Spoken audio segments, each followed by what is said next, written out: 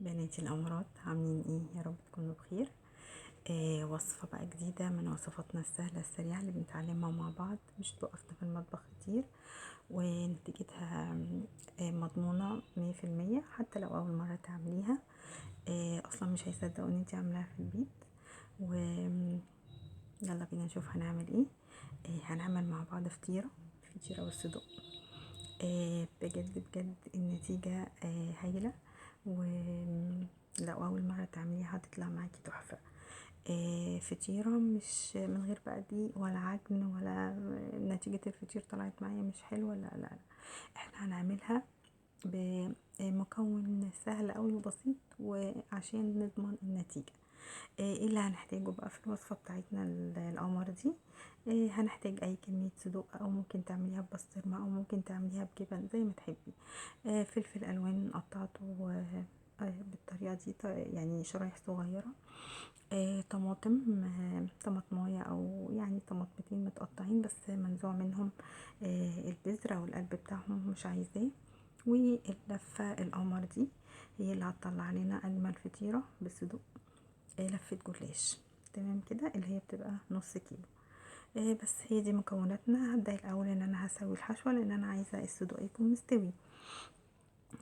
الصدوق بتاعي هسويه على النار في اي حاجة بقى عندك، طاسة جريل، اي حاجة عندك. انا حطيته في البريم ده، انا بحب اوي شغل الحاجات الفخار، بجد بتبقى ريحة الاكل فيها تحفة.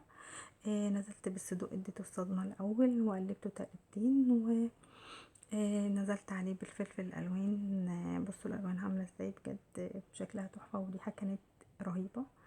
ونزلت بالطماطم بتاعتي شايلين منها طبعا القلب، عشان ما مش عايزه يكون تنزل ميه يعني. تمام كده. لحد ما الصدوق بتاعي يستوي. وده الخليط اللي انا هورق بيه بقى الجلاش بتاعي عشان يديني اجمل فطيره. دي زبديه، وكوبايه من اللبن، ونص كوبايه من السمنه او الزبده. لو سمنه فلاحي طبعا هتديكي اجمل نتيجه، يعني كانك عامله فطيره بالظبط. الصينيه بتاعتي بدهنها بشويه من الخليط التوريق بتاعي اللي انا مجهزاه، واللفه بتاعتي لفه الجلاش بجهزها. بفرد كده يا بنات نص الورقه بتاعت الجلاش في الصينيه، والنص بره زي ما انتم شايفين كده. وكل طبقه والتانية بسقيها طبعا ب اللي هو خليط التسقيه اللي انا مجهزاه زي ما انتم شايفين كده. عملت واحده كمان عشان تشوفوها. النص بيبقى جوه في الصينيه والنص بره. تمام كده.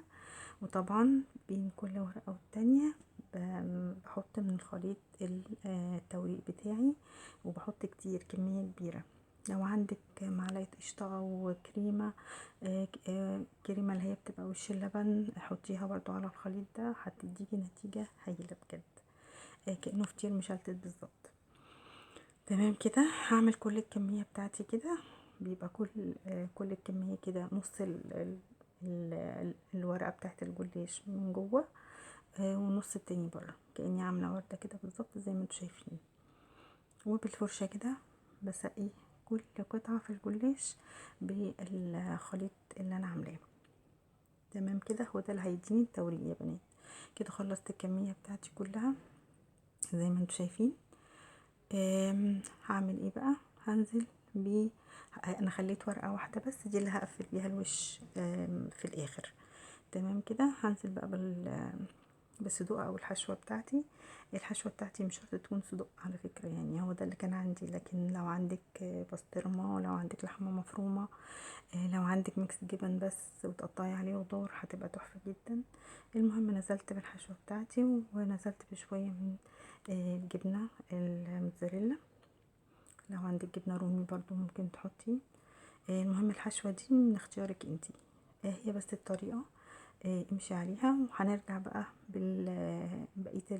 بالورق بقى. ورقه الجلاش النص اللي بره بدخله بالطريقه دي، وبرضو بسقيه الخليط بتاع التسقيه بتاعي. تمام.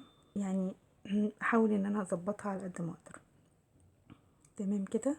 بكل ورقة النص بتاعها بيبقى بره، بدخله بالتساوي كده، وبظبطها وبخلص كل الكمية وكلها بتكون شربت من الخليط بتاع التوريق بتاعي. دي الورقة اللي انا كنت مخليها علشان اقفل بيها. في الاخر قفلت بيها الصينية عشان يبقى شكلها كده متساوي يعني. بس وهجيب بقى بقية الخليط بتاعي هحطه على الوش بتاع الفطيرة بتاعتي. لو عندك طبعا كريمة ممكن تحطي، لو عندك قشطة ممكن تحطي على الوش كده. انا حطيت برضو معلقتين سمنة بلدي ومعلقة من القشطة، زودتهم كده من فوق. ممكن كمان تحطي شوية من الموتزاريلا، ودخلتها على فرن سخن، ما اخدتش يعني نص ساعة. طلعتها غطيتها شوية، لازم تغطيها فوطة سخنة. بصوا بصوا الشكل، بجد بجد كانت تحفة، وكان طعمها خطير جدا. وبجد ما كانوا مش مصدقين ان انا عاملاها في البيت، ومش مصدقين اصلا ان هو جلاش يعني. اجمل فطيرة، وبجد بجد كانت تحفة، لازم تجربوها، حلوة قوي والنتيجة مضمونة. هقطعها معاكم عشان تشوفوا النتيجة بنفسكم وتشوفوا التوريق. وعلى فكرة فكرة التوريق في الخليط اللي احنا كنا عاملينه، كل ما بتحطي سمنة بلدي او قشطة زبادي بيخلي النتيجة بالشكل ده. بصوا التوريقة تحفة قوي بجد يعني. قطعتها بقى زي ما احنا بنجيبها كده من بره. ودي كانت الوصفة النهاردة. يا رب تكونوا استفدتوا يا رب من الفيديو، وقوموا جربوها وان شاء الله تعملوا احسن من كده. ولو استفدتوا من الفيديو حطي لايك واشتركي في القناة، واشوفكم في فيديو جديد ان شاء الله.